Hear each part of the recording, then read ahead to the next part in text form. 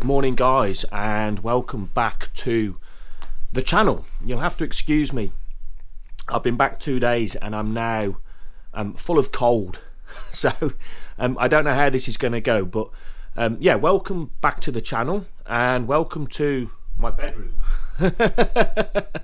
So I've got a pretty busy couple of days ahead with work related stuff, so I'm not going to be able to do this, so I thought I'd try and do it now quickly before I go out to work.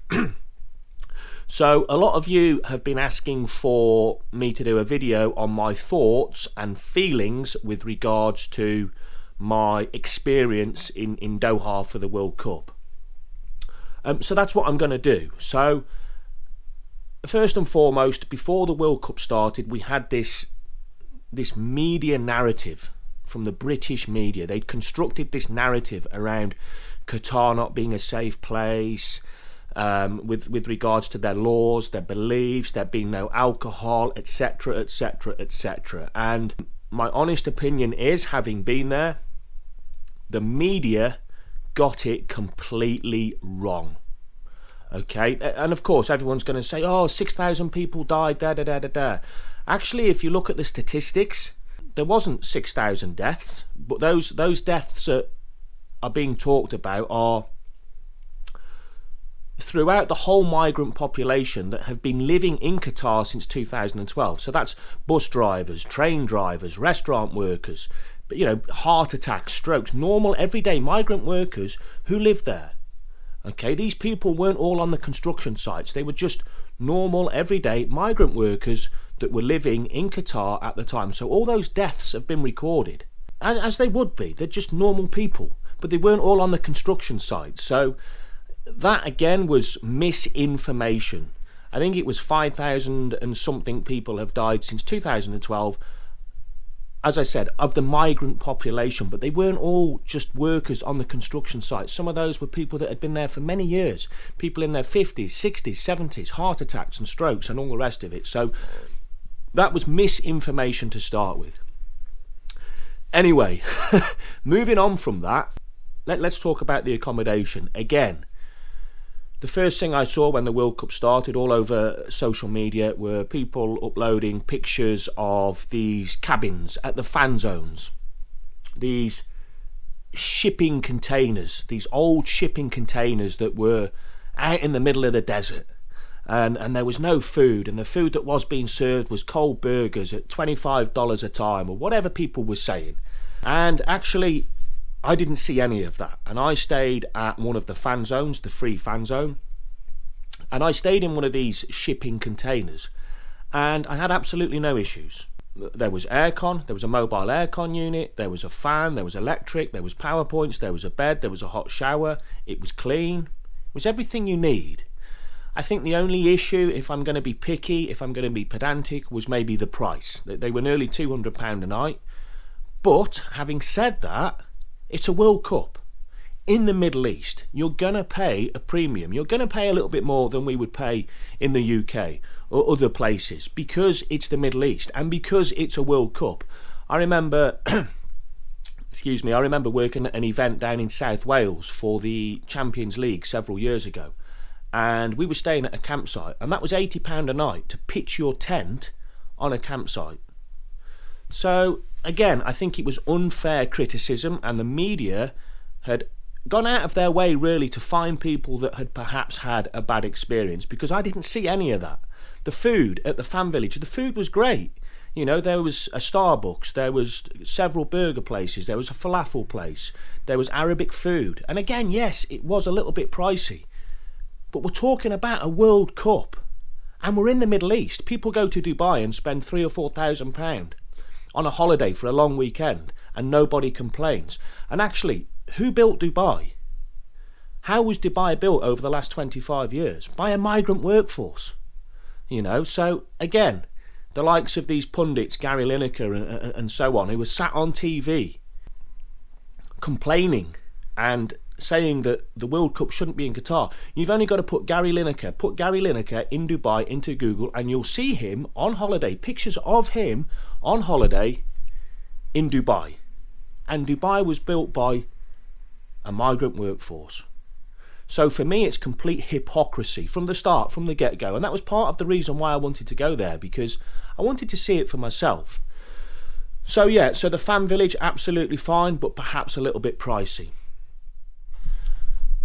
So moving on from the accommodation, we then have the transportation around Doha. So they'd actually built a metro system specifically for the World Cup, and it was brilliant. You could get on it at the airport, and then it would go to various different places around the city, and all those stops, all those places, those stations were very near to a stadium, apart from, I think it was the Al Bayt Stadium, which was at the end of the metro line. But then you could get a shuttle bus, and the shuttle buses were just there all the time. You could jump straight off the train and straight onto a shuttle bus, and you'd be at the stadium within 20 minutes. Other than that, I could get to pretty much any stadium, any World Cup stadium from where I was staying at the fan zone within an hour. So again, when you look at it logistically, the World Cup was perfect. You didn't have to travel 4 or 5 hours across the country. You didn't have to travel to a different country or to a different state. All the stadiums were in one city. So for me, that was absolutely fantastic. It was so easy to travel between the games, to and from the games. So again, why this wasn't reported, I don't know. Probably because it was one of the positive factors about the World Cup. And of course, the media don't want to talk about anything positive to do with Qatar. And then there was the Qatari people, who I actually found to be very friendly. So I was very lucky that I had two or three occasions where I was able to sit down and talk with local Qataris. And the first one was on the first day, actually, I was walking around Souk Waqif, and I got chatting to a Qatari gentleman. He was probably in his early 60s, and he asked me if I'd eaten. And at that point, I hadn't. So he invited me for dinner in a local restaurant. We went to the restaurant, we sat down, we had dinner. We had really interesting conversation. We were talking about Qatar and the UK and lots of different things. I then wanted to pay for the meal. However, the waiter said that they couldn't accept card payments. So I asked where the nearest ATM was. And the Qatari guy, he paid for the meal. He didn't know me. He didn't know anything about me other than the 15-minute conversation we'd had. Paid for my meal. He shook my hand and he wished me all the best. And off he went, and I never saw him again. And the second occasion was at the Argentina